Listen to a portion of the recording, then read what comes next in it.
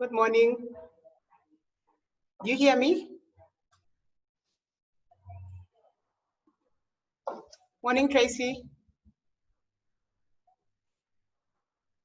Do you hear me? Yes, we can hear you, Dr. Miriam. Okay, excellent. How was your week?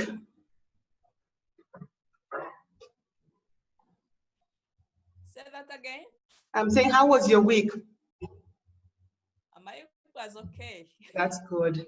So once again, you're welcome to keep your videos on if you want to, so that we can actually see each other and talk together as we go along.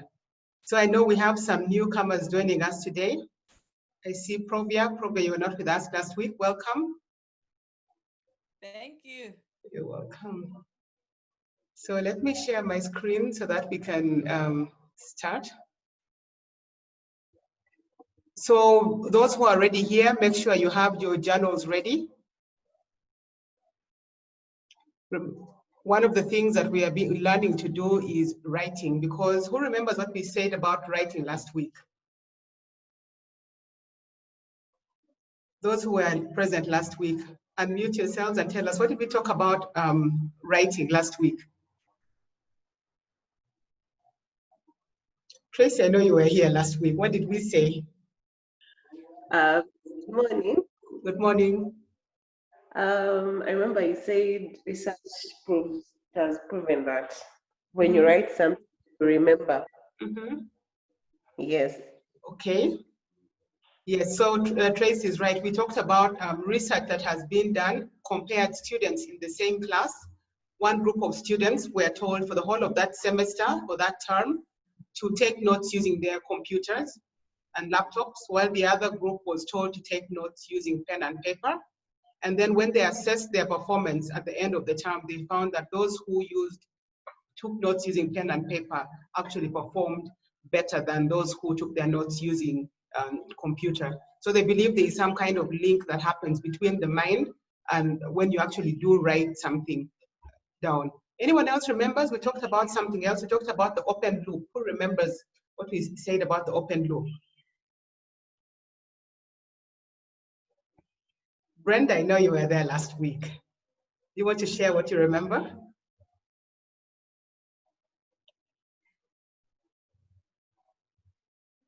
Brenda, you're muted.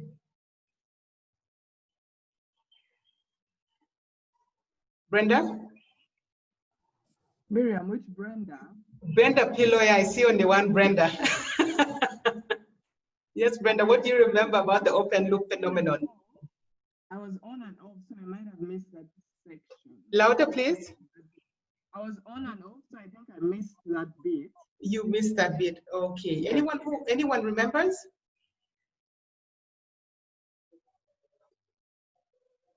Okay, if no one remembers, let's continue. I will briefly go over it for the sake, especially of those who are joining us for the first time today. So those who are here for the first time, you're really welcome. This is our second session, and what we are focusing is on, the program is called Mentoring Young Minds. The focus really is on training, especially young people from their teenage to mid to their late 20s, how to plan for their lives. And there's a scientific reason for this, which I'm going to just briefly go over because we went through it last week, and then we shall review the homework we had. So those who were here last week will remember that we talked about the development of the human brain, that the rapid development of the prefrontal cortex, which is right here, that starts at about the age of 10. It is a rapid change and it goes on until someone is in their mid to late 20s. And we say during this time, the person is controlled, young people are controlled by this little thing right here called the amygdala, amygdala is Greek for almond. And the size of the amygdala compared to a capsule is what you have in this lower picture here. So their emotions, impulses, everything they do is really controlled by this part of the brain. However, it doesn't mean that nothing is happening here. So while the changes are going on in here, these changes are focused on what the person does the most, what habits that they pick up during that period from the age of about 10 to their mid-20s or late 20s. a lot of activities going on, and the main one is called pruning. Pruning, for those who are familiar with gardening, is you have a plant that is growing, and you look at the plant and cut off the branches that look like they will not bear much fruit in order to give space for the other branches to mature. And so this is what happens in the brain as well. The instruction given to the process is to cut any nerve connection that is not working a lot. And so your brain, the cells are going around and looking at areas where there's minimum activity, and it cuts those down. So if it finds you, for instance, taking a lot of alcohol, those who attended yesterday's session, we talked about alcohol and drug addiction.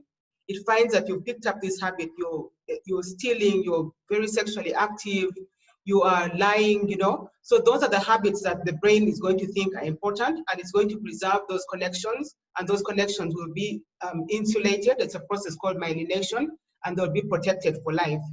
But if it finds you during this time doing sensible things like planning for your life, like learning a new language, learning an instrument, doing something that is positive, then those are the nerve connections that are going to be preserved. And as you become an adult, like some of us that are here now, those are the areas of your brain that would have been preserved. And so you wonder how come there are adults who still behave like children. It's simply because that is the part of the brain that was reserved. So that is why we call this the Mentoring Young Minds program. However, what we teach cuts across every age group, and we believe that everyone, and we know that everyone who has done this program has benefited from it. Now I'm going to go to the people who were here the last week. And for those of some of you who have just joined today, I sent you the assignment that I gave the team that was here. So the homework was related especially to a personal 360-degree self-audit, right? By 360-degree, we meant looking at yourself in totality. And I wanted everyone to answer the question and actually write it down. What would I be in 15 years if I was sure I was not going to fail?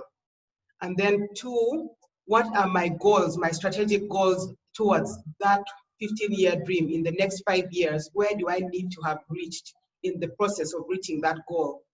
And then I also asked those who are present to start creating an action plan, something they would do from now until 5 years to reach their 5-year goal, but also to make a plan for this month of how they're going to start achieving that. So let's have some feedback now. Those who were able to do this homework, how did it go? So first of all, we talked about quiet time. We went to the concept of quiet time. We said, please find 15 minutes at least uninterrupted every day and spend time thinking about your life, thinking about your goals, closing these open loops. If you didn't watch the video, I encourage you to go back and watch the video, writing down all the open loops that are present in your mind, and then beginning to create an action plan for closing those loops. So I just want to hear from those who are here. How did that quiet time experience go, spending that time? Were you able to find the space? And if you were able to find the space, how did it go? I just want to hear from those who are here. You can unmute yourself and tell us. Anyone who was here last week and is willing to share? Yeah. Yes, Tracy? This week, one thing that I realized from focusing for 15 minutes, having that quiet time, I'm able to draw a plan for my day to do, and that I stopped procrastinating my work. Right. Most of the tasks that I stopped to do, I found that I completed them. And for what I complete, ask myself, why do I keep having it on my list? So I found that I've stopped procrastinating, which was because I realized you procrastinate, but you still have to do it. So it has really helped me in that area. Yeah. Okay. Thank you very much. And had you ever, so Tracy, had you ever done this kind of quiet time before? No, I had not. I never used to tasks or anything. I just used to go and fall into things. And then I'll be like, another day I'll do it, another day. So much to do. But right now I can look at the things that I have to do at work, but I've completed most of them. So I next. Okay, that's amazing. So what were the challenges you experienced? Did you experience any challenge with the quiet time? So what time of the day do you do your time? Did you have any challenges? Are you spending 15 minutes or more? Can you share that with us as well? The challenge is mainly focusing on, zeroing down on what should I do. Mm-hmm. I find that there's so many, I find like there's so many voices in my head, but Right. there's so many things. So focus is what I'm working on. Okay. So many distractions. Mm-hmm. Right. Yes. Okay, that's interesting. So for those who are not here, one of the things we said that we should do during that quiet time, and we want this to be a lifelong habit, not just a 1 week or 1 month, is to have your journal and write down everything that goes on into your mind. Everything you're hearing in your mind, you write that down, because we talked about, I said, the open loop phenomenon. If your brain is thinking about it, it means that it believes that it is not yet completed. There is a problem going on. So you need to write them down. Okay, thank you very much, Tracy. Anybody else who tried?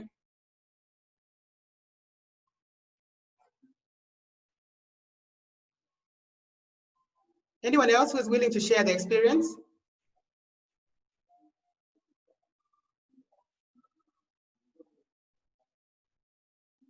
Okay, if there's no one else, we will move on. Okay, so now what we are going to talk about today is a concept called the wheel of life. And if any of you who did the quiet time last week, it's like me, you'll realize that when you're thinking about yourself, the goals that you have, the plans that you have, there are all these other things that come into your mind. You're thinking of what you need to do for your parents, some assignment you are given to do that you haven't done. You're thinking about your friends, thinking about family. You're thinking about so many things, thinking about how broke you are or the money that someone owes you and is supposed to give you back. You're thinking about food. There's just so much that goes on. And that is not abnormal. Remember last week, we talked about, when we started talking about strategic planning, I said it's important because each of us human beings is actually like a company. There are so many departments in us. And it's because of that that we keep thinking about this. So this is a picture that shows you really what goes on in the mind when you're sitting down to try and have your quiet time. I need to call up so and so. I need to remember to do some assignment. I have to watch a certain movie. It's my brother's birthday that is coming up. I saw that guy is really cute, for those of you who are not married, of course. So there are all those things that are going on. It's simply because our minds we human beings are departments. And any organization that has departments needs to make sure that every department is catered for. Human resources should be catered for.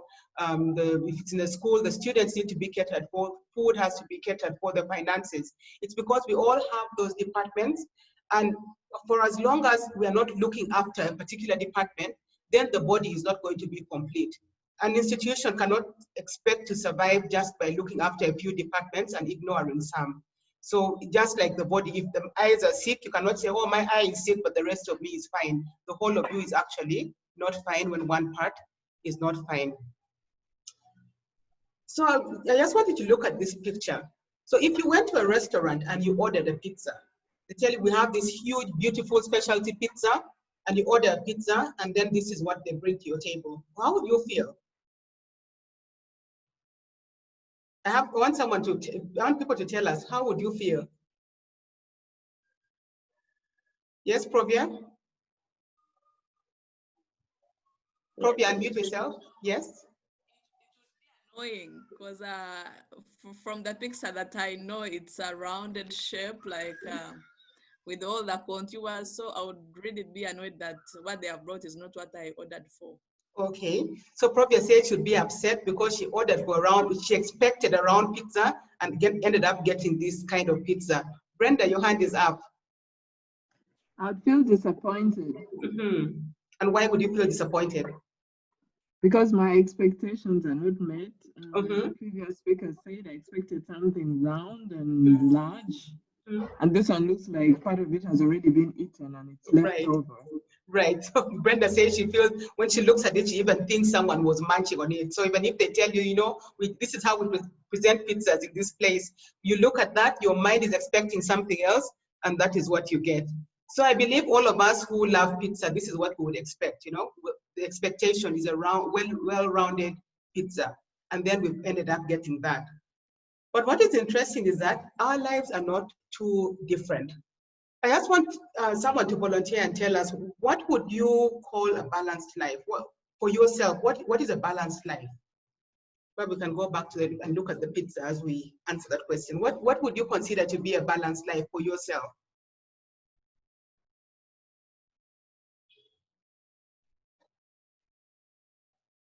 Any takers? Need volunteers? Yes, Provia? I was thinking of passing on to Chirabo since I had spoken earlier. Okay, Chirabo. I think a balanced life to me would be if my life was in order in all the areas that I prioritize, then yeah, I would say my life is balanced. If my family, if I was happy with my family, if I had friends who I was comfortable with, if my work life or school life is going on well, I think that's what I consider balanced. Okay, so Provia has talked about, what's your name again? Chirabo. Chirabo has talked about her school life, her family. If all those are balanced, then she feels like life is balanced. Anyone else? What is a balanced life for you? Because what a balanced life is for me is totally, maybe completely different from what a balanced life is for somebody else.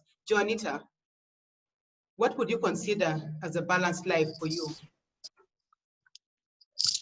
A balanced life for me, I would say having time for myself and being able to meet my friends, being able to meet my work expectations as well, and also having time to have fun and relax and maybe watch a movie. Yes. Right. Okay, that would be a balanced life for me. Okay, thank you. Samali? For me, a balanced life would mean that I go to bed not feeling like I slept without finishing something in the day. Like no overlapping tasks and no pending tasks. Okay. Yeah. So for somebody, whether it's a phone yeah. Okay. So for somebody, it's okay, it's a bedtime assessment. Did I do everything that I needed to do? If I did, then my life is balanced, and if I didn't, then my life is not balanced. Thank you for those answers. So there's a concept that I want to introduce you to. It's called the wheel of life. Has anyone heard about this concept before? The wheel of life. And I've seen someone has probably has asked a question. I struggle with the concept of a balanced life. And I think a balanced life should meet personal needs across the body, mind, and spirit. And that is bringing us to what we are discussing right now. Have you heard about the wheel of life before? There was someone beginning to say something? No, yes, I haven't. Moshe says he hasn't heard about it before. Anyone who may have heard about it? Somebody, your hand is still up. Are you saying something or you forgot to put it down? No, I forgot to put it down, sorry. Okay. So the wheel of life is a concept that has been used in the coaching world. And this is a tool that is used by individuals. It's best used by individuals to check how balanced life is. So you check how balanced your personal life is and areas where you think it may be out of balance. Organizations also use this. And once again, remember I said, as a human being, you are exactly like a company. And so the tools that companies use to assess themselves work perfectly well in human beings as well. So this is an example of a wheel of life. And as you see, this wheel contains a lot of areas. So areas that an individual considers the departments within their lives. For some of them, cut across for all of us, while some may be more personified. So like you see in this one, the orange talks about friends and family. Although when I'm doing coaching, I prefer to separate friends and family because I believe their needs are very different and the space that they occupy in our lives are completely different as well. So with friends and family, significant other, this is for people who are in a relationship or are married, personal growth. And remember last week we talked about creating personal goals. And when we were talking about personal goals, I wasn't meaning, for those in school, I wasn't meaning your education. And for those in workplaces, I wasn't referring to your workplace. I was meaning that thing that you want to be 15 years from now if failure was not an option. That is what personal growth is about. I hope this makes sense. Remember, you can ask a question as we go along. Unmute yourself and ask a question. And then we talk, then fun and leisure, very important. All work and no play, remember, makes Jack or Jill a dull child. Your home environment, your career, and for those who are in school, this is your education. Those of us who are working, this is our work. Money, even when you're not earning, money is a reality of life, and so we need to think about money. Health. So this is an example of a wheel of life where a wheel of life. And you'll notice that there's a scale from 0 up to 10. And I want you to imagine for each of these lines, okay, the scale runs from 0 up to 10, 0 up to 10. 0 means you are completely unsatisfied.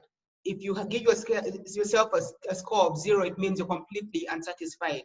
If you give yourself a score of 5, which is around here, means, well, I'm 50-50, almost there. And then the score of 10 means you're 100% satisfied with where you are at the moment. And this is a tool that I encourage everybody to have for themselves. You need to have a baseline. Baseline means on the day you hear about the wheel of life, you need to create one for yourself. And then you decide how you're going to work towards getting it to where you need it to be. That is really, really important.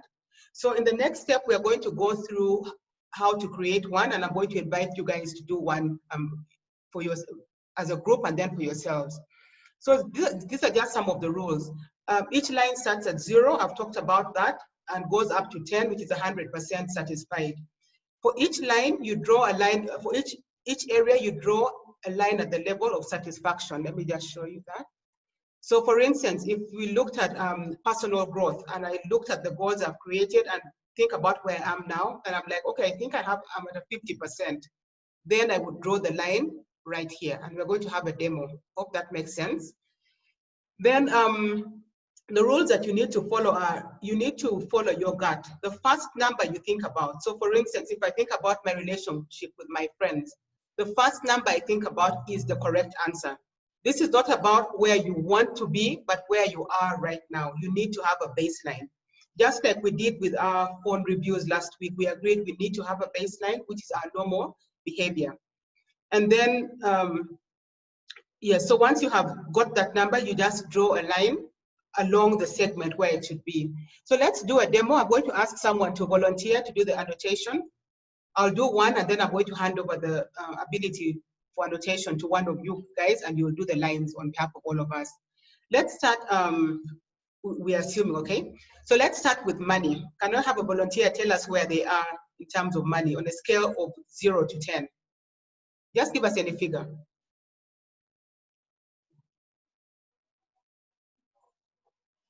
Any figure? Yes, who is that? Unmute yourself, please. I think compared to where I would want myself to be, I would say I'm at 1. You're at 1, okay. So Probia has told us as far as money, she's at 1. So we're going to draw that line there. Okay. Anyone else? Anyone wants to take over the annotation and do it? Miriam, I have a question. Yes, Brenda? When you say money, what do you mean? Do you mean like how much I'm earning currently, how I'm managing my finances? What exactly are we looking at? Okay, that's a great question. Who knows? Who can guess what I'm talking about when I talk about money? When I ask you, how satisfied are you as far as your money is concerned? Anyone wants to tell us what they think I mean? Volunteers, please. I think you mean how much you earn. For me, I was thinking about it in terms of it could. Okay, we had, let's have Probia, and then I think it was Tracy. Tracy, please tell us, and then Probia will tell us, yes?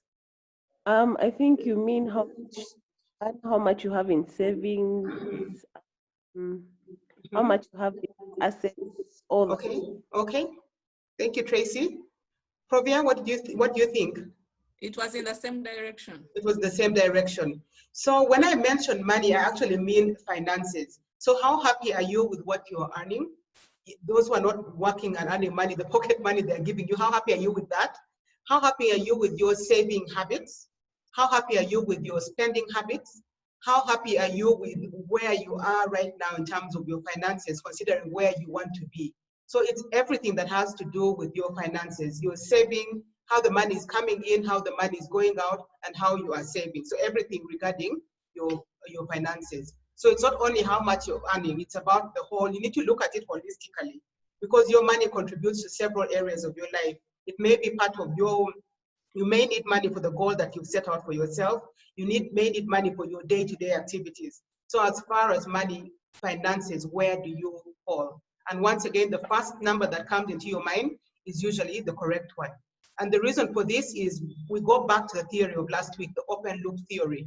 Your brain knows where you are right now, and it's trying to bridge the gap between where you are right now and where it expects you to be, or where you mentally expect yourself to be. So so once you look at the field, you actually know what number you're talking about.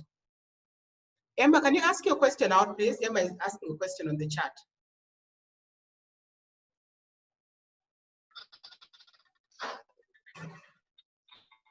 Emma?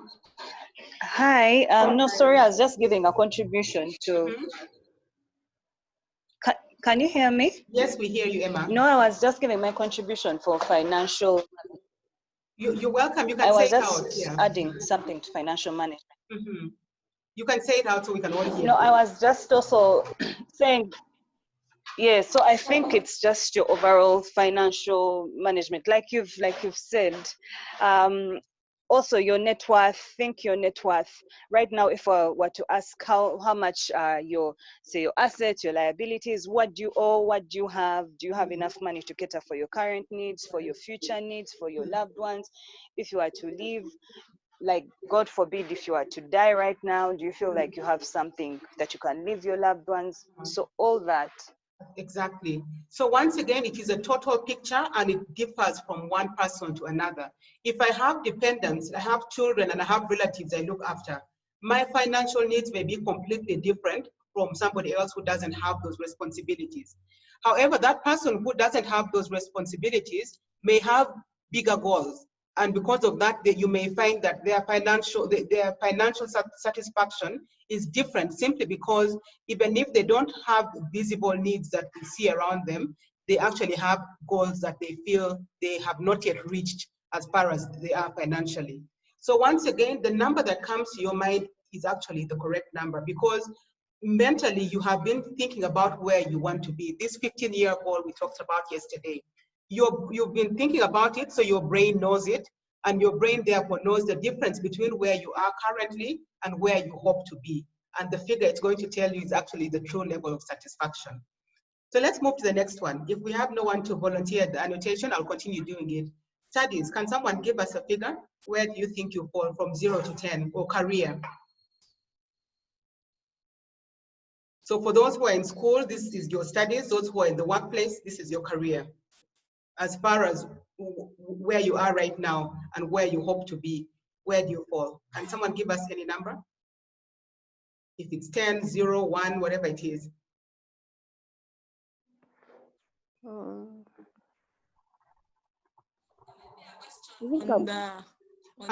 the studies? Yes. So like I'm just trying to match the scale with the levels of education which we have. So I see they don't match. No, okay, so that's a good point. Let me come back to this. We touched on this last week. So it's not about your level of education. It's about you. So two things. So about how you're performing, those who are in school, about how you are performing right now. When you look at your performance, the way you're studying, the way you're spending time in your studies, the results that you're seeing, where do you fall as far as that is concerned? And then also, if studies are part of your, if you're planning to go back to school, for instance, your career growth, then that is also another aspect to look at. So studies and career, I normally put them together because some people are studying because of they need to grow more in their career, but others are studying, students in school, because they're trying to get to a career. So for instance, someone doing, let's say, sciences at A level because they want to be a doctor in future.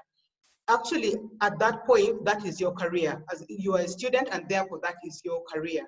Then if you are already, let's say, an accountant, and you have a bachelor's degree, and you want to go back to school for a master's degree, that still falls under your studies, because you need to study for the purpose of that career. And then also, if you're working, look at the career that you have right now. You are in a workplace. That also fits under your studies, because it's all related to your career. So you're either studying for that career, studying to better your career, or you're already within the career. So that is what you look at when you're looking at that particular segment. I hope that answers your question. Provia, does that answer your question? Myself 4. You'll give yourself a 4. Tracy, were you saying something before Provia came in?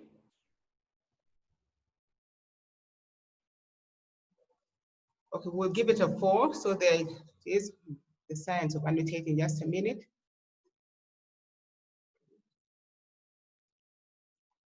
So let's give that a 4. This is where the 4 is. We'll draw the line. Okay, so we have the line at 4. Okay, so we move to the next item, relationship with siblings. And you know, this is relevant both for the young people who are still at home with their parents and siblings, but it's also relevant for those of us who are out of home. Especially those of us who are out of home, the problem is that as we get very busy in this life, we find that we're not in touch with our siblings. You're on WhatsApp with them all the time and think you're actually seeing them. And a year goes by and you actually have not met. You don't know what problems you are going through, or you had a quarrel some years ago and you're not talking to each other. And then those who are together with their siblings at home, yesterday we talked about different relationships in the family. There could be issues that are going on. You may feel you're not giving them enough of your time, or you're zapping people's energy, or you're stressing everybody out. So when you're thinking in terms of siblings, think about whether you're a student, a child still at home, or someone out of home. Where do you fall with your siblings? Does someone want to give us a number? Relationship with siblings? 5. 5. She says 5. Okay, we're going to give it a 5 right there. Friends? Can we have a number? Doesn't have to be correct. Let's just guess. 8. 8. Okay, that's a very good relationship you have with your friends over there. 8 is this line here. Okay. So 8 for friends. It's not perfect because I'm using this computer notation. Okay, the next, health. And when you're thinking of your health, think of it in totality. Sometimes you may actually be healthy and not have any health problems, but you know that you have a problem with your eating habits. You're either eating too much or you're eating too little, and your brain keeps nagging you about that. So when you're thinking of your health, think about how you feel right now, and then think about areas where you know you need some work done. Maybe you're due for some medical tests that you haven't gone for. For the ladies, I encourage you to have your cervical cancer screening, for instance. So you know very well that you haven't done it, and it's at the back of your mind. So that actually affects your health. You feel healthy, but you know there's something that you haven't yet done. Once again, the brain is trying to bridge the gap between where you mentally know you should be and where you feel like you are currently. So can we give a number for health? 6, someone, Simonette has said 6. Please feel free to speak out. 6, so 6 is right here. Okay. The next one, spiritual life. Now, some people always ask me that, why do I assume that everyone has a spiritual life? One, I know that not everyone is a Christian, and not everyone is a Muslim, or not everyone calls themselves something. But we all know that as human beings, we are more than just what we are. There is something that we all believe that is either greater than us, or something that we know is controlling the life that we have. So as far as your spirituality, where do you believe that you fall? Once again, mentally, you know where you should be, but you also know where you are currently. So normally we all know, even those who call themselves something, let's say I call myself a Christian, which I am, I know that maybe I'm not praying like I need to be praying. I'm not behaving the way I should be behaving, given my Christian beliefs. So where would you fall? What marks would you give yourself? 6. 6, okay, let's give that a 6 as well. Okay. Parents, relationship with parents. What should we give ourselves? So this is mainly for those whose, it's interesting. So someone was saying, what about if my parents are not alive? Can I still have a relationship with them? But we've had sessions where people whose parents are already dead still are holding things, either things against them, you know, they did this to me, they did this to me, they haven't yet forgiven. Or there are people who are saying, I wish I had done X, Y, and Z. So in other words, even if the parents are no longer there, they actually had a time in your life and you have a relationship with them, whether they are present or not. So it's not about only those who have their parents here. So it is about ever having had a parent. So where would you fall on that? Can you give it a figure? I hope I'm not taking you back to last week. It's okay. Like there are always like varying relationships with the parents. Like maybe you have a better relationship with your mother, but then for your father, it's somehow. So how do I navigate around that as maybe I answer that way? So that's a good question. So how do you navigate around that? Can someone tell us how do you think you'd get a number for the relationship with your parents without splitting them into mom and dad and stepmother and step, you know, the families where you have a whole level ladders actually, you know, of parents. So how will you get that one number? Can someone tell us what they think they would do?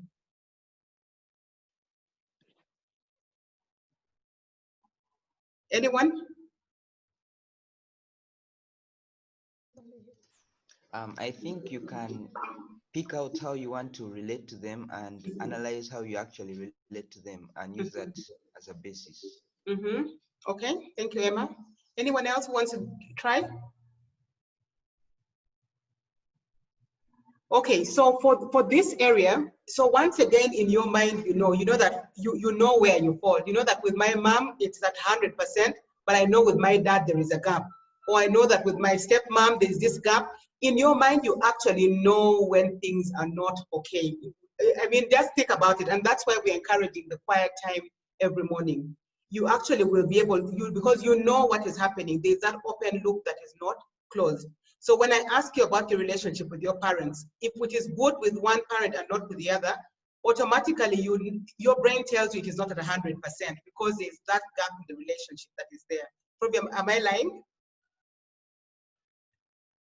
No, you're not lying. Exactly. Your brain knows where you are, and that is the number that you need to put there. And we're going to move on to the next, and we're going to talk about action plans. Because by nature, we're all trying to get to 100%. And so you're going to try and fill in that gap. Because you want that when someone asks you that question, or you ask yourself when you're doing the review, that number should be coming closer to 10, and you actually know when you're getting there. So no matter how great the relationship is with one parent, if it is declining steadily with the other one, then your scores are going to go down on the whole, and your mind is going to know it. You keep saying, oh, with my mom, we're okay, but my dad, we're not. But your brain knows that these are parents, and the relationship has to be good for all of them. So unfortunately, that's how our brain works. It has been scientifically proven, like we discussed last week. So we have to go with it that way. So with parents, where should we put it? Probably give us a number. I would give a 4. Give a 4? Yeah. Okay, let's give it a 4 there. The next one is, which is our last one now, is personal growth. And personal growth goes back to what we discussed last week. Where do I want to be 15 years from now? What is that thing that I want to be doing if I knew that I would not fail? So once again, this is not about your studies or your career. Some people may be studying to get to that goal. I don't know if that makes sense. So for instance, you may be, working, we had someone talk about being an accountant last week. You may be an accountant, you know, you're working as an accountant. But at the back of your mind, what you really want to do is run a business. You know, you're 10, 15 years from now, I want to have a personal business. And you go to school to do an MBA, fine, it's going to contribute to your accounting. But the reason you went back to school was because you were thinking about that 15-year goal. So in that case, that study is actually part of your personal growth. I hope I'm making sense. Does anyone have a question before we give it its scale? So this is about where you want to be 15 years from now. So, and that is why we said we need to be having that quiet time every day, because that is the direction in which we all hope we are going. So let's say for personal growth, I'm going to give it a number. Let's say we are at maybe 5 or 4. Can someone give us a number? Where did you find yourself? Those who did the homework religiously last week. Personal growth. Yes, Tracy? Paula, is it Tracy? Yes, Tracy, then Paula. Give it a 3. Okay, Tracy would give it a 3. Paula, what did you have to say while we annotate this? I'd give myself a 5. Okay, so let's give it a 3 for now, or we would have given it a halfway mark. So our wheel is complete. So when you look at this wheel, you can see it was that pizza that we looked at in the beginning. You remember the pizza? You remember the pizza, right? So when you look at this wheel, you are actually seeing the pizza all over again. I don't know if you can see it clearly. I wish I could shade it. Let me see if I can do some shading. Let's do some shading and see.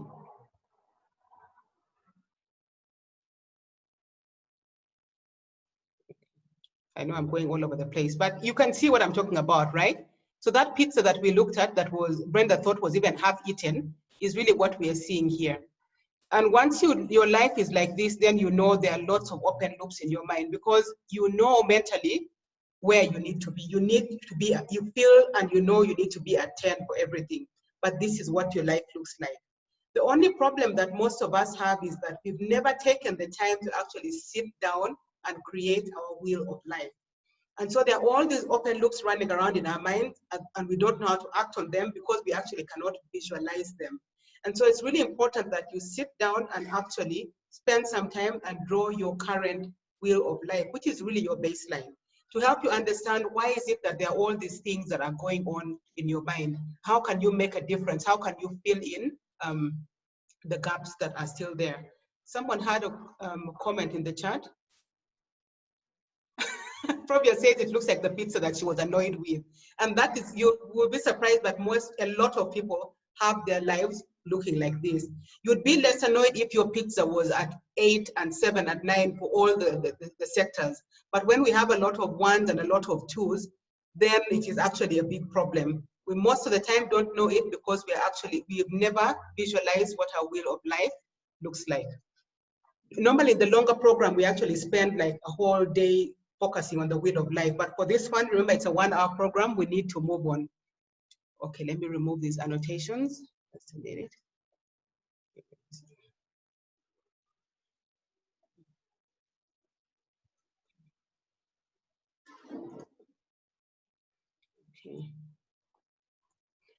Okay, so after you have drawn your personal wheel of life and it has all these branches, the question is, how are you going to manage to build on every sector at the same time? And normally I ask people to do what we call cracking the nut, to find out what is really important, what in my life is really important. And the first thing that I do is ask the participants to write down the 5 groups of people who you are sure, 100% sure that love you. Write down the 5 groups of people who you are 100% sure that love you. Because of time, can you write just 2? Take the time, just write 2 groups of people.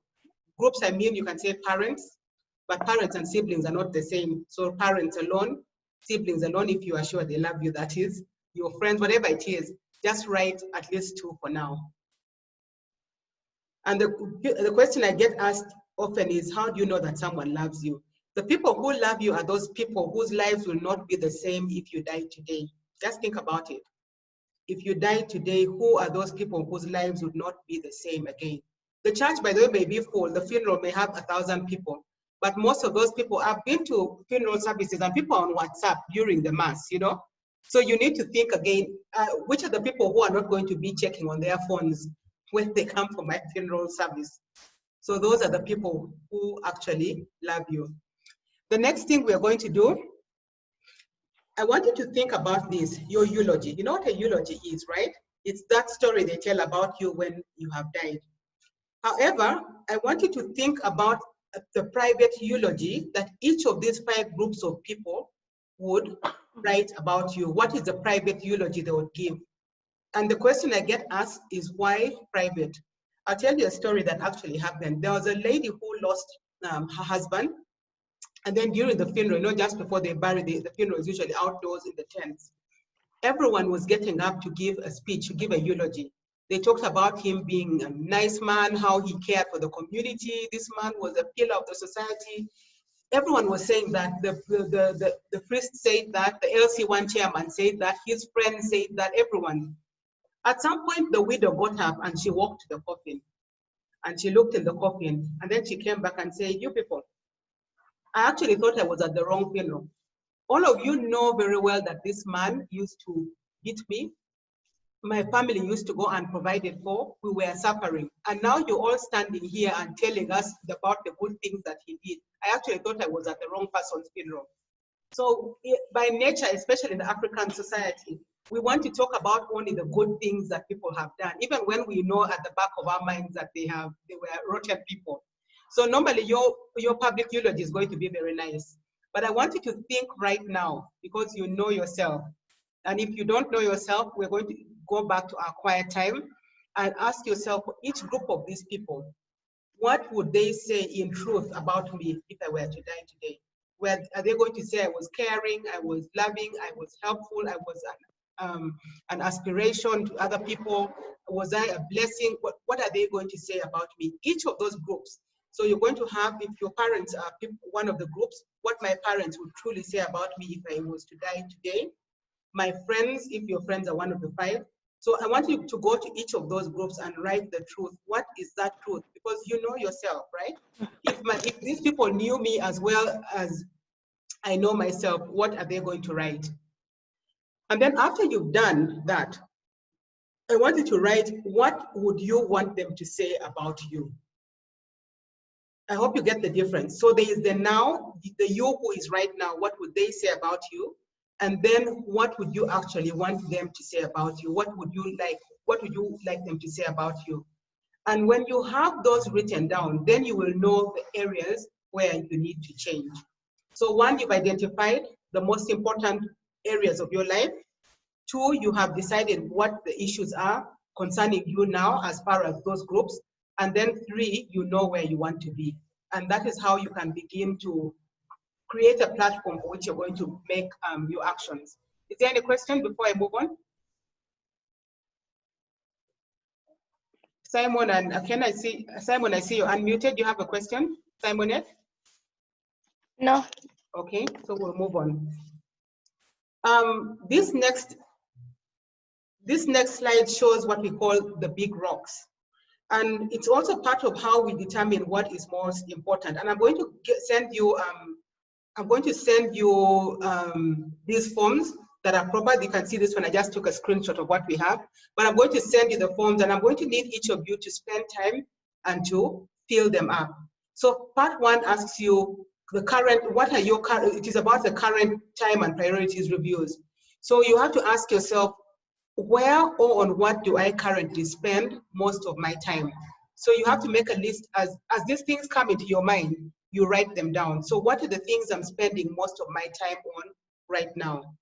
Is it my phone? Is it with my friends? Is it my study? What is it that I'm spending most of my time on right now? Is it watching movies? Is it learning a new skill? Is it studying? You need to write those down, the top 5 things. And then I want you to look at what is the most unwanted thing that zaps my time at present. Zapping your time means that thing where you're losing a lot of time. For many people, I know right now it is the phone.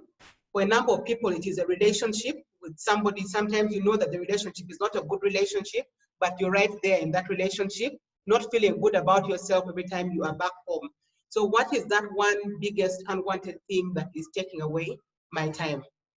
And then number 3, what needs to change? Each of us knows within ourselves what needs to change. Is it a relationship? Is it a procrastination habit? Is it my attitude? What one thing needs to change? And you need to spend time and write that down. And then number 4, take a few moments to really think about what is truly important in your life. What are those top 3 priorities? Spend some time, think about these and write them down. And then after that, what is the one most important thing to you right now? I hope that is clear. Are there any questions about this? Because I'm going to assign you this as homework, so I hope you will know what to do. Any question?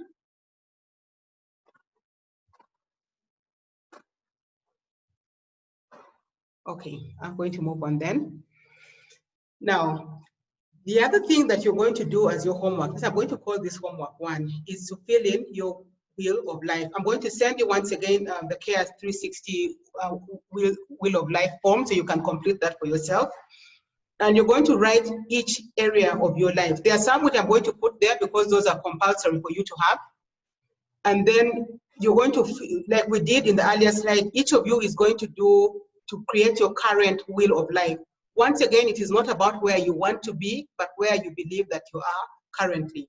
I want you to spend that time sitting quietly, quiet time once again, every morning, at least 15 minutes. You can do 30 minutes or 1 hour if you have the time, but at least 15 minutes writing, working on yourself.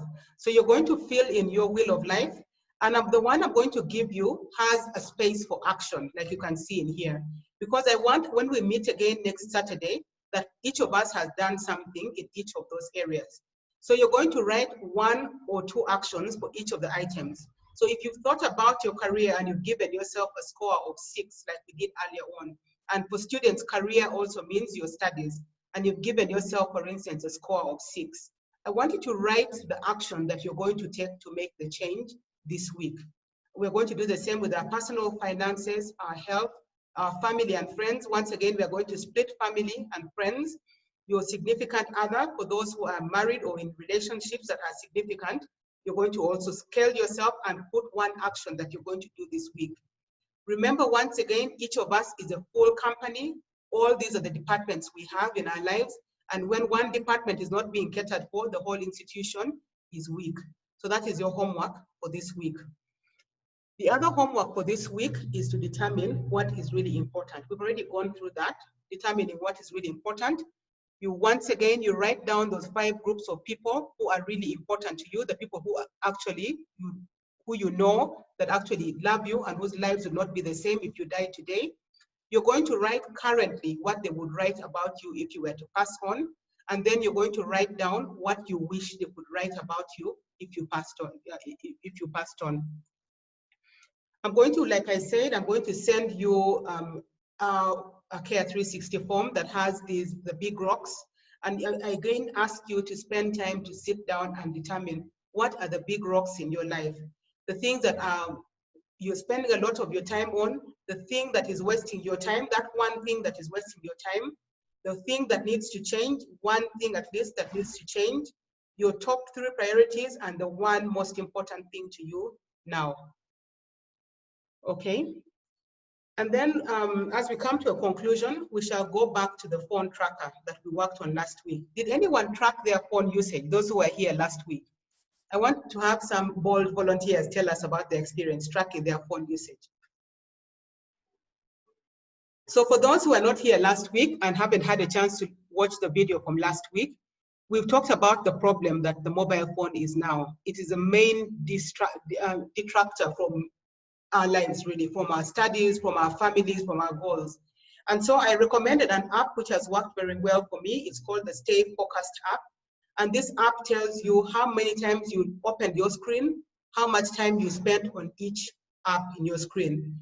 And I sent everyone a form that they needed to complete this week, showing how much time they spent on their phone in a day and what the top 3 most used apps were and how much time they spent on each of these.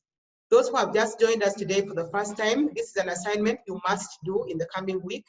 Those who have been doing it last week, we are going to continue in the new week, but in a new format, and I'm going to explain what we are going to do.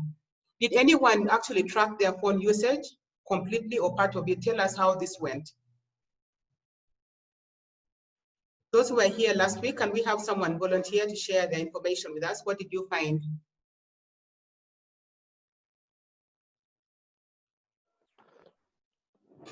Yes, Tracy? We're going to have Tracy and then Emma. That's my phone. I discovered for the better part of the evening, I'm always on social media. That's WhatsApp and Instagram. Then after work, I'm mostly talking on phone, on Instagram. Okay. Yes. So on average, how much time did you find that you spend per day on your phone? About 8 hours. Okay, so Tracy found that she spends on average 8 hours on her phone per day.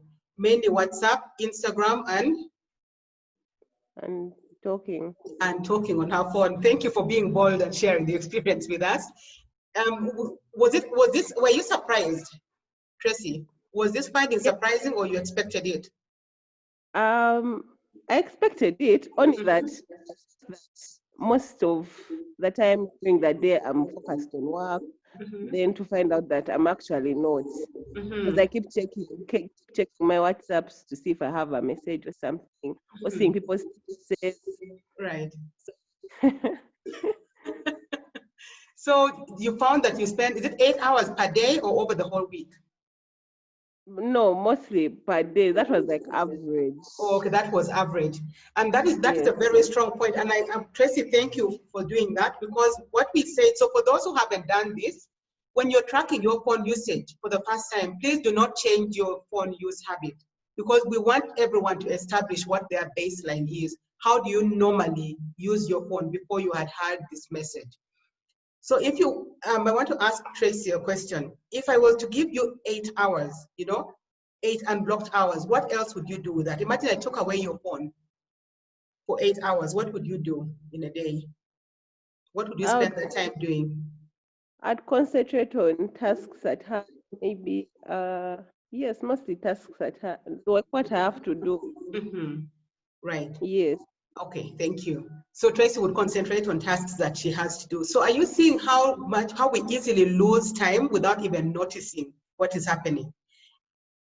Yes. So, exactly. So Emma, you had something today. Say, Emma, did you track your phone? What was your experience? There's Emma Mugabe. I see we have Emma's Mugabe. Yes, so yes, I wasn't in last week's class. I only got to listen to the recording on Thursday. Yes. Unfortunately, I didn't have a copy of the phone tracker. I listened to it.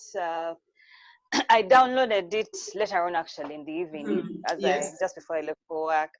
To be honest, I was even terrified of what I would find out. At first, I was scared. I was wondering, should I download this thing or first wait? I think it's like you've said, you kind of almost want to feel like you want to first change maybe your habits and then get to actually use it. So just yesterday now was the real full day, was my first full day. Oh my God. It was, I had a total of 6 hours. 6 hours in total on the phone. And yes, it shows that WhatsApp took the bulk of that time. I spent 3 hours on WhatsApp.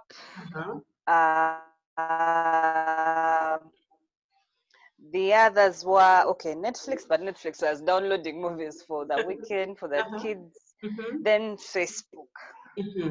Now, I also have a bad habit. At times I lose sleep in the night, but it helped me understand, I got to understand it better, that it's probably these open loops that you have, because I'm up in the night and I'm thinking there's about so many things.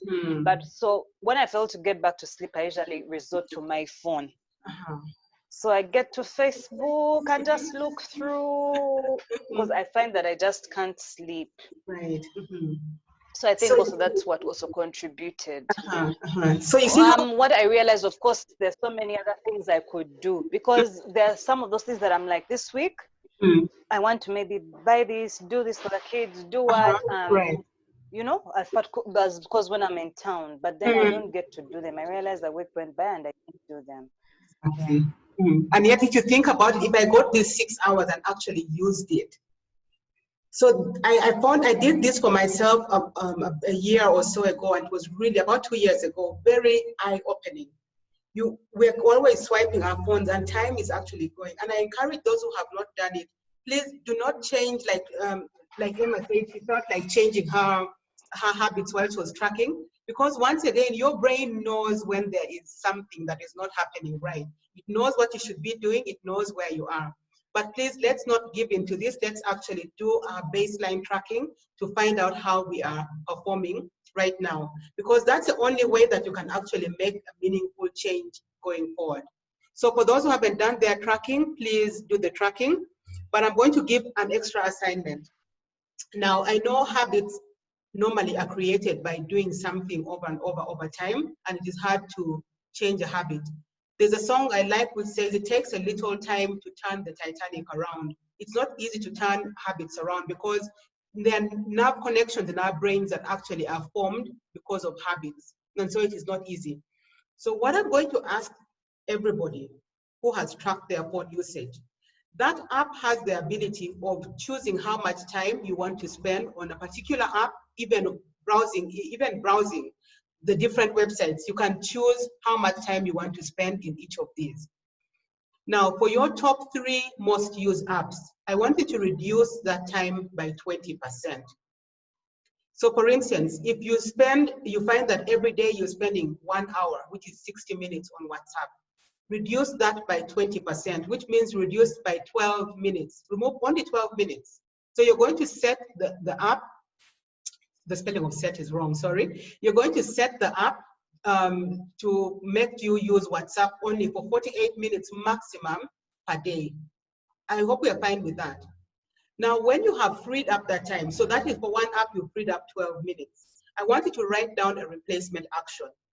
You're going to say, fine, I have 12 minutes of WhatsApp, I have 20 minutes of Instagram, I have 20 minutes of Facebook, whatever app it is. So now you look at the total amount of time you have freed up by reducing your time by 20 minutes. Look at your most important things. Look at your wheel of life. Look at your 5-year strategic plan, like we said. And I want you to pick 1 or 2 actions that you're going to do every day of the week towards achieving your goal. Every day of the week. If it's learning a new language, you're going to say, every week I have now reduced every day, I've reduced 1 hour from my phone usage per day. And I'm going to spend that 1 hour learning a new language. I'm going to spend that 1 hour hanging out with the children. I'm going to spend that 1 hour working on my relationship with my parents. Because, you know, time is a very fluid concept. If I take away time from one aspect and I don't block it for something else, that time is going to move on to something else. You may reduce your time usage from the 3 most used apps and will end up moving on to other apps that you were not using before. So you're creating a new phone problem in that way as well. But think about it. If you have been thinking about starting a business, spend that 1 hour you've redeemed, if you redeemed 1 hour, every single day working on that business plan. Either the business plan or actually starting to do something. And most of us, when we start a business, it is not perfect. When I started CARE360, I didn't really know what exactly I was doing and how I was going to do it. And even now, I am still work in progress. So start doing something. And I want you to write down what you're going to do. And every day that you spend the amount of time you had wanted on it, give it a tick. If you spent less time, write down how much time you spent and what you think happened to those extra minutes. So if you blocked 1 hour per day from your phone, the fact you've removed 1 hour per day, salvaged it. Decide what you're going to do every day with that time. And every time you manage to do that time, the 60 minutes, let's say, you write that I did 60 minutes or I did more than 60 minutes, right? And if you failed, also write down what you think led you to fail to do it every day. And please continue monitoring your phone usage. We are going to do this until we believe we've reached the 100% at controlled phone usage. I know we've gone past time by 5 minutes, although we started 5 minutes late. If there are any questions, please, you're welcome to ask the questions now. Any questions or any areas you need clarification or anything you want to share with the people listening?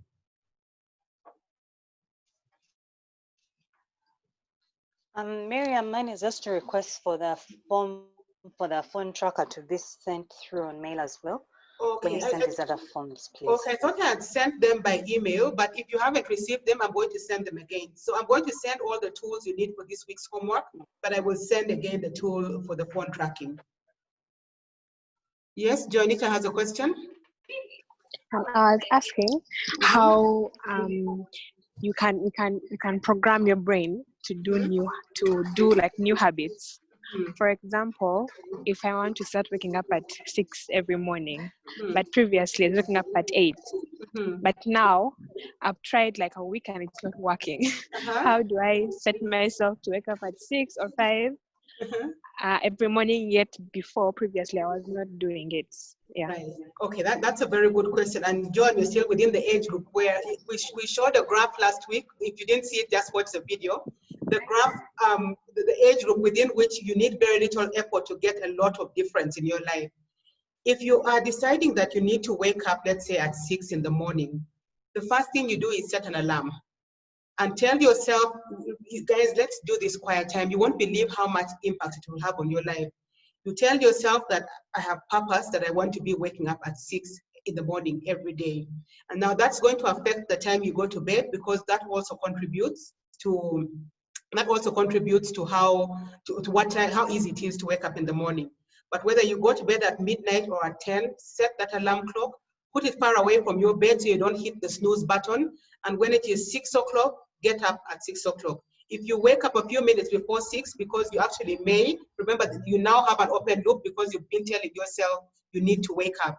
So you may end up waking up before 6. Get up and get out of bed. But what happens is that many of us say, okay, I want to start doing a new thing, but you don't have the why. So you tell yourself, I want to get up at 6 in the morning. But if you have not planned for what you're going to do at 6 in the morning, your brain is going to say, why do I have to wake up at 6 in the morning? There is no open loop that I need to sort out. So you have to have a clear plan of what it is you want to do when you get up at 6 in the morning. So have that plan, and when you get up at 6, do that thing. And do that over and over again. I encourage people to print out a calendar. I can share that with you. We have a calendar. Let me share that. It's called the habit calendar. And every day you manage to do that habit, draw a cross, a big cross. And every time so do it in a way that it forms a link. And so once the link is growing, you will feel bad when you skip a day, and it will force you to continue doing that habit. So I'm going to share the habit calendar. I will share it to everybody who wants to use it. So Joan, that is going to be your new habit, and you're going to fill in your habit calendar for a month, and you're going to continue after that. I remember personally, I decided to start waking up early when I was in high school. I was like, I have to go for mass every day. We had daily mass, which wasn't compulsory. And when I started doing it, it became a habit. And up to now, I wake up at the same time I used to wake up when I was a teenager. So you can actually do this. You just need to create a habit and keep doing it over and over. But very importantly, like you see, I said I was going to wake up early to go for mass, not just waking up early to have my eyes open. So there has to be something that you link with that new habit that you're going to start. I hope that answers your question, John. Brenda, you have a question? Yes, it has. Great, so I'll send the habit calendar. Yes, Brenda? Yes, Miriam. Yes. I have a question regarding the actions you told us to put next to the wheel of life. Yes. Is that the immediate action we're supposed to do? Like during the week? Is it long term? How do we pick that action out? Okay, thank you for that question. So you remember the wheel of life I showed you that looked like a flower and had lines for actions?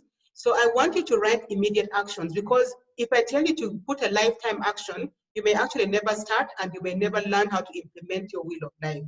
So for now, I want you to put something you're going to do this week, so that when we meet on Saturday, you have something to share. Either you will share it with all of us, or at least you have something to tell yourself that you are able to do in the course of this week.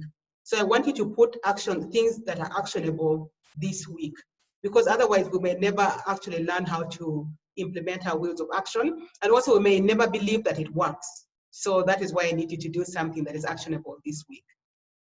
Any other question? Okay, so Simon was asking, what did I mean by the action in the wheel of life? She didn't get it quite right. Can someone tell us what they think I meant by the action on the wheel of life? I want to make sure we're all understanding. Anyone who is willing to share with us? Tracy? Or Emma? I Yes. think if on the wheel of life, let me say, family, you scored 2. You look out for things of how you can improve your relationship with your parents, your siblings. I think that's what it meant. But what would you do to relationship? Thank you. And that is Emma. Did you have something to say before I answer Simonette? No, not much different from that. It's just to pick out one corrective action. Exactly, one corrective action. And what is important is, after you've done your wheel of life, and it looks like that picture we looked at, you need to ask yourself why. Because it is that why that needs to be answered. So if your finances are at 2, the question is why? Why are my finances at 2? And that is the open loop that needs to be closed, okay? Is it your saving habits? Is it the amount of money you're earning? Is it your spending habits? So ask yourself the whys and then say, which one can I answer right now? So if your saving habits are poor, your action is not going to be to improve my saving. That's a very broad statement. Mention an action you're going to do to improve your savings. I'm going to either open a savings account, or I'm going to put money somewhere, something that is actionable, an action that you can actually do and say, I actually did this. So at the end of the week, you say, for the first time, I was able to put aside 5,000 shillings in a place where I know it is properly saved. So those are the kind of actions I want you to do for this week. Okay, if there's no other question, we can wind up. I see we have, yes, Emma? No, I'm sorry, mine is just on the groups. I think I needed to think, can you be able to, give us a broader, whatever of these 5 groups. When you said 5, I kept thinking, I got to 3 and I felt like I'd stretched it already enough. Okay, thank you. Emma brings a very good question. Remember when I said write down the 5 groups of people whose lives would not be the same if you passed away today. If they're less than 5, excellent. That means you have less work to do. You have much less work to do.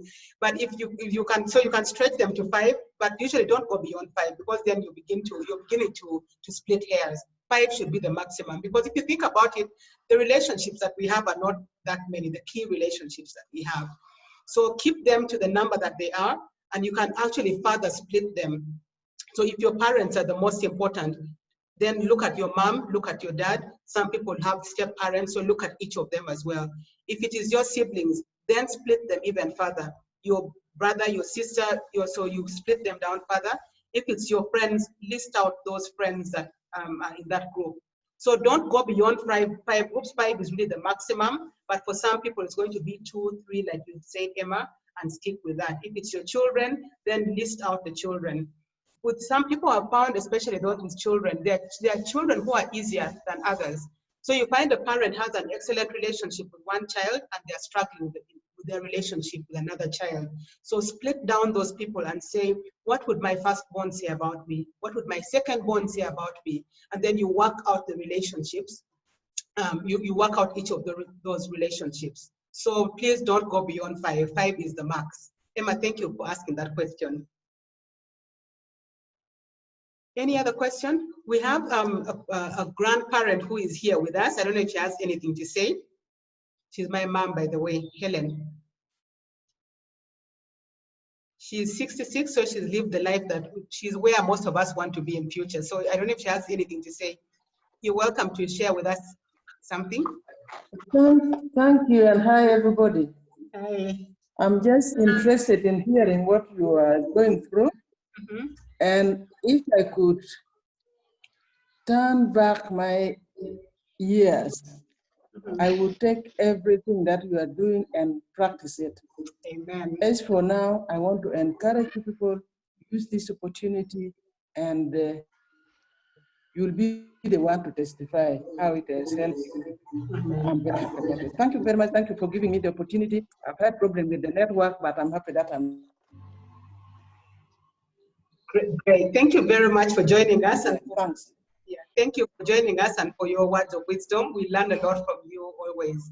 So we've run out, we've gone beyond time. Thank you everyone for joining in. We're going to come back next week, and next week, please make sure you've done your homework. And next week, we're going to talk about what I call dream killers. We're going to spend time talking about dream killers and how we can identify them in our lives and get a way to work around them. Two of the key ones are, one, the mobile phone, which we've started working on, and the second one is inertia. Those who were here last week will have watched the video, inertia, failing to start. And that's why the assignments I give you are, excuse me, are forcing you to actually start doing something. Write something down and actually begin to do it. Because once you have inertia and fail to start, then these sessions are not worthwhile. So thank you very much for joining us. I wish you a lovely week. Expect an email from me before the end of today with the details of everything, with the video and also with the tools that you're going to need for your homework. Have a lovely day. Bye. Bye. Thank you. Bye, and thank you too. Bye. Bye, everybody. Thank you for joining us. Bye. Bye. Bye. You're welcome. Bye. Yeah. Yes, Not any shouters. The meeting has been ended. I've left so fast.